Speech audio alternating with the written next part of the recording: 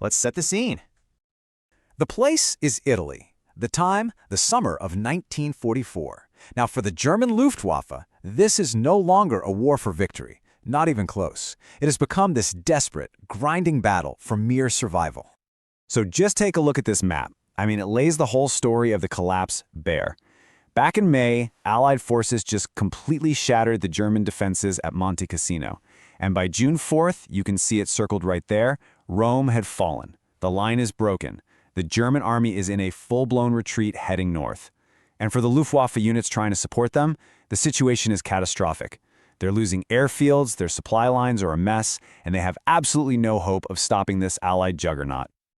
This quote right here, it just cuts right to the heart of it. You know, we all remember those old newsreels from 1940, right? The unstoppable German Air Force just sweeping across Europe. Well, by 1944 on the Italian front, it was a distant memory. This force was a ghost of its former self. It was starved of fuel, it didn't have modern aircraft, it was losing veteran pilots, and it was fighting a brutal war of attrition that it just could not win.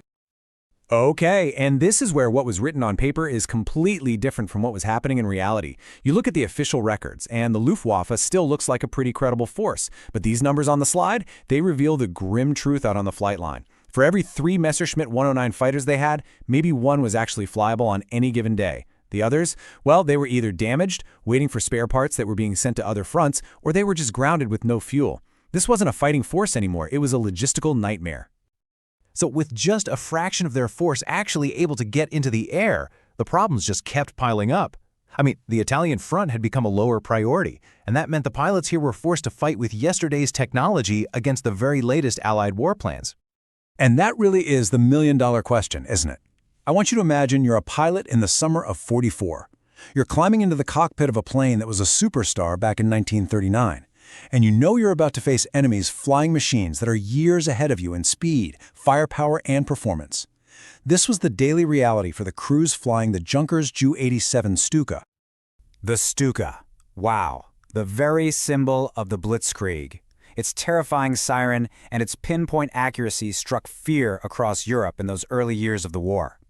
But by 1944, in a sky that was basically owned by Allied Spitfires, Mustangs, and Thunderbolts, well, the slow, clumsy Stuka was a death trap. To fly it in the daytime was, let's be honest, a suicide mission.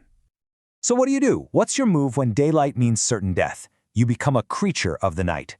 This was the dramatic, desperate, tactical pivot the Luftwaffe was forced to make in Italy. It was a last-ditch effort to stay in the fight. To have any chance of surviving, German air commanders had to make a really painful admission. They had lost control of the daytime sky. Their only hope of striking the enemy, of supporting their own troops on the ground, was to operate under the cover of darkness, to become hunters in the dark. And you know, their ingenuity in this new nocturnal war is actually pretty incredible. The obsolete Ju-87 Stuka, it found a new lease on life as a night harassment bomber with a special unit, Nachtschlag Group 9. The versatile Ju-88 became their nocturnal eyes, seeking out targets in the dark. Meanwhile, dedicated night fighters like the Bf-110 were given the almost impossible job of finding and shooting down Allied bombers in the pitch black. Just try to picture this scene. A crude, hastily prepared airfield somewhere in central Italy. The only light is from a few shielded lamps. You can smell the aviation fuel hanging in the humid night air. The crews of Nachtschlag Group 9 are getting their Stukas ready for another mission. And flying these things was terrifying. You're navigating by a map, a compass, and a stopwatch. Flying low over the hills to drop bombs on Allied supply columns, all while praying you don't get picked up by the searchlights and anti-aircraft guns that were all over the front lines. The contrast really couldn't be any starker. Flying in the daylight meant near certain death at the hands of Allied fighters. The losses were just unsustainable. The night, though, the night offered a chance. It wasn't about winning, not anymore. It was about surviving the fly again tomorrow. It was about being a nuisance, a psychological threat to resting Allied troops, and just proving that the Luftwaffe, however weakened it was not yet broken. But look, even this desperate shift to night operations couldn't stop the inevitable. The daylight battle still had to be fought, and it was right here, in the relentless skies of June 1944, that the Luftwaffe in Italy was truly bled white. See, while the Stukas could hide in the dark, the fighter pilots of Jagdgeschwader 53 and 77, they had no such luxury. Every single day, they took off in their Messerschmitt Bf-109s, and they were often outnumbered 10-1, sometimes even more. Their whole mission was to intercept the endless waves of Allied bombers and fighters. These pilots were incredibly brave, but they were flying straight into a meat grinder. This timeline from just 1 month, June 1944, it shows you how the collapse just kept compounding. It wasn't one big decisive battle. It was a daily cascade of disasters. You lose Rome on the 4th, so you lose your airfields. You scramble to intercept on the 6th, and you lose more pilots and planes. The next day, more combat, more losses, and then the Allies just start bombing your new airfields, destroying the few remaining aircraft before they can even take off. It's a systematic dismantling of an entire air arm. And it all comes back to this one devastating statistic.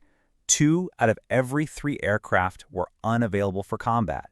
You just can't fight a war under these conditions. You can't defend your troops, you can't stop the enemy. All you can do is try to delay the inevitable and pay a heavy price in blood for every hour you gain. So ultimately, this is what defeated the Luftwaffe in Italy. It wasn't a failure of courage or even skill. It was a simple, brutal equation of industrial warfare.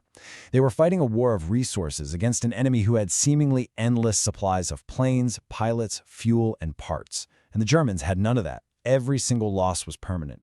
So why does this forgotten chapter of the war even matter?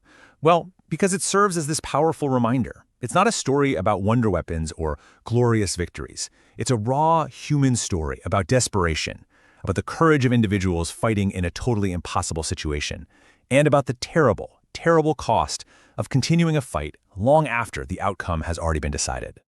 And that's the question we're really left with. For the pilot climbing into his cockpit for just one more mission over a battlefield that was shrinking by the day, what was he fighting for? Survival? Duty? His comrades? It's a question that gets to the very heart of what it means to be human in the middle of a